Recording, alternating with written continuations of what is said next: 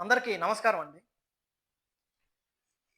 2010 ఉమ్మడి ఆంధ్రప్రదేశ్‌లో విజయవాడలో ఒక బాలిక అపహరణకు గురైంది. ఆ తర్వాత హత్య గావించబడింది. దీనికి సంబంధించి నిన్న ఆంధ్రప్రదేశ్ రాష్ట్ర హైకోర్ట్‌లో ఒక తీర్పు వెలువరించింది ఈ కేసుకు సంబంధించి. ఈ చిన్నారి నాగమల్లేశ్వరి ఎవరు? ఆ కేసేమిటి? ఈ కేసులో నిజంగా నిందితులకు న్యాయం జరిగిందా? లేదా? అన్నది ఇప్పుడు మనం తెలుసుకుందాం. విజయవాడకు చెందిన ప్రభాకర్ రావు, పగడాల ప్రభాకర్ రావు ఒక ఉన్నత వ్యాపారి. ఆమె తను మొదటగా తన మేనకోడలిని వివాహం చేసుకున్నాడు. అయితే వీళ్ళకి సంతాన విషయంలో ఇబ్బందులొచ్చి తను రెండో పెళ్లి చేసుకున్నాడు. నిజామాబాద్‌కు చెందిన నర్మదాదేవిని రెండో వివాహం చేసుకున్నాడు. వారికి ఇద్దరు అబ్బాయిలు, ఒక అమ్మాయి. అమ్మాయి నాగవైష్ణవి జన్మించారు. అయితే ఈ విషయంపై మొదటి భార్య తమ్ముడైన పంది వెంకట్రావు చాలా కక్ష పెంచుకున్నాడు. ఆస్తి మొత్తం ఆ కుటుంబానికి చెందుతుంది. తన అక్క పట్ల నిర్లక్ష్యంగా తన బావ వ్యవహరిస్తున్నాడు అంటూ తనపై కక్ష పెంచుకున్నాడు. పంది వెంకట్రావు తన బావైన ప్రభాకర్ రావుపై కక్ష పెంచుకున్నాడు. ఎలా అయినా సరే అది కాక వైష్ణవి నాగవైష్ణవి పుట్టినప్పటి నుంచి తన వ్యాపారంలో బాగా కలిసొచ్చిందంటూ ఎప్పుడు ప్రభాకర్ రావు చెప్తుండేవాడు. ఈ విషయంపై ఇంకా అతను చాలా గుర్రుగా ఉన్నాడు. ఎలా అయినా సరే నాగవైష్ణవిని లేకుండా చేయాలనే ప్రయత్నానికి ఆయన పూనుకున్నాడు. ఈ విషయానికి సంబంధించి తన బంధువుల దగ్గర 50,00,000 డీల్ మాట్లాడుకున్నారు. మొర్ల శ్రీనివాసరావు, ఎంపరాల జగదీష్ అని ఇద్దరు వ్యక్తులతో మాట్లాడి 50,00,000 డీల్ మాట్లాడుకొని నాగవైష్ణవి హత్య చేయాలంటూ ఒక ప్లాన్ వేశారు. 2010 జనవరి 30న నాగవైష్ణవి తన అన్న తేజస్ గౌడ్ వాళ్ళు కారులో బయటికి వెళ్తున్నారు. తన డ్రైవర్ వాళ్ళిద్దరిని తీసుకెళ్తున్నాడు. ఇది గమనించిన మొర్ల శ్రీనివాసరావు, ఎంపరాల జగదీష్ కారు వెంట ఫాలో అయ్యారు. తర్వాత ఎవరు లేని సమయంలో రాళ్లతో దాడి చేశారు. ఏమైందని దిగి చూసేసరికి డ్రైవర్ దిగి చూశాడు. ఆ డ్రైవర్‌ని కూడా అక్కడే కత్తులతో పొడిచారు. ఈ విషయాన్ని చూసిన నాగవైష్ణవి సోదరుడు తేజస్ గౌడ్ వెంటనే పారిపోయాడు అక్కడి నుంచి.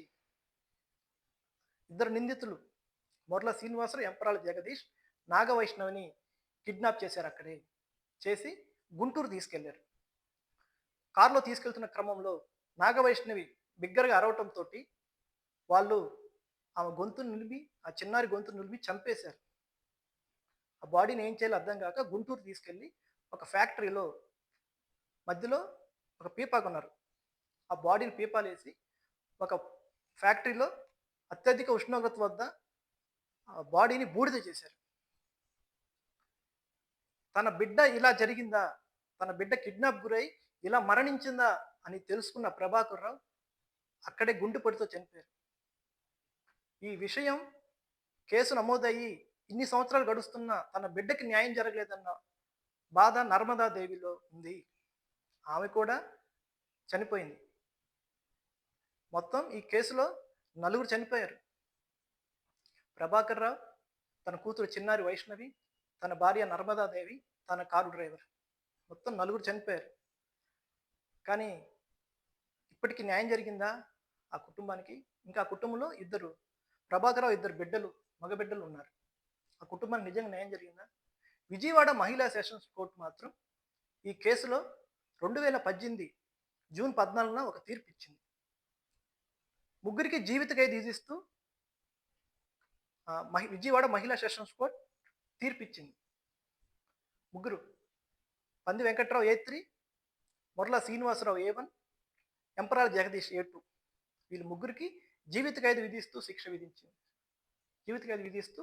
శిక్ష ఖరారు చేసింది. అయితే దీనిపై వాళ్ళు ముగ్గురు వివిధ రకాల అప్పీల్ వేశారు వేరువేరుగా.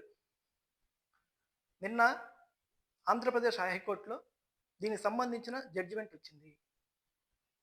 ఎవరైతే ఈ పథకానికి, ఈ హత్యకి పూనుకున్నారో, ప్లాన్ వేశారో, కక్ష పెంచుకున్నారో ఆయన మాత్రం నిర్దోషంట. మిగతా ఇద్దరు ముర్లా శ్రీనివాసరావు, ఎంపరాల జగదీష్ వీళ్ళు మాత్రమే దోషులంట. నిన్న ఆంధ్రప్రదేశ్ రాష్ట్ర హైకోర్టు ఇచ్చిన తీర్పు ఇది. ఈ నలుగురు చనిపోవటానికి కారణం ఎవరు? అతను నిర్దోషి, చేయించిన వ్యక్తి నిర్దోషి, చేసిన వ్యక్తులు మాత్రం దోషులయ్యారు. వాళ్ళకి జీవిత ఖైదుని ముర్లా శ్రీనివాసరావుని, ఎంపరాల జగదీష్ వీళ్ళిద్దరికీ విజయవాడ మహిళా సెషన్స్ కోర్టు ఇచ్చిన తీర్పుని అలాగే ఉంచి ప్రభాకరరావు మొదటి భార్య తమ్ముడైన పంది వెంకట్రావు మాత్రం నిర్దోషిగా ఆంధ్రప్రదేశ్ రాష్ట్ర హైకోర్టు ప్రకటించింది. ఇలాంటి తీర్పు నిన్న వస్తుందని ఎవరన్నా ఊహించారా? అసలుకి సంఘటన జరిగినప్పుడు దాని ఆగ్రహ జ్వాలు వేరేగా ఉంటాయి. అందరూ దీన్ని ఖండించిన వారే. కానీ నిన్న ఎవరైతే తన నాగవైష్ణవి మేనమామగా ఉన్నారో అతనే ఈ దీంట్లో నిందితుడని అందరికీ తెలుసు. కానీ హైకోర్టు ఏం చెప్పిందంటే సరైన సాక్ష్యాలు లేనందున ఈ కేసులో పంది వెంకట్రావుని నిర్దోషిగా ప్రకటిస్తున్నాము అంటూ నిన్న ఆంధ్రప్రదేశ్ రాష్ట్ర హైకోర్టు తీర్పునిచ్చింది. మరి ఈ కేసులో నిజంగా చిన్నారి నాగవైష్ణవికి న్యాయం జరిగినట్టేనా? బాధిత కుటుంబానికి నిజంగా న్యాయం జరిగినట్టేనా? మరి ఈ కేసుపై ఇదే ఫైనల్ అవుతుందా? సుప్రీంకోర్టులో ఏమైనా పిటిషన్ దాఖలు చేస్తారా అనేది తెలియాల్సి ఉంది.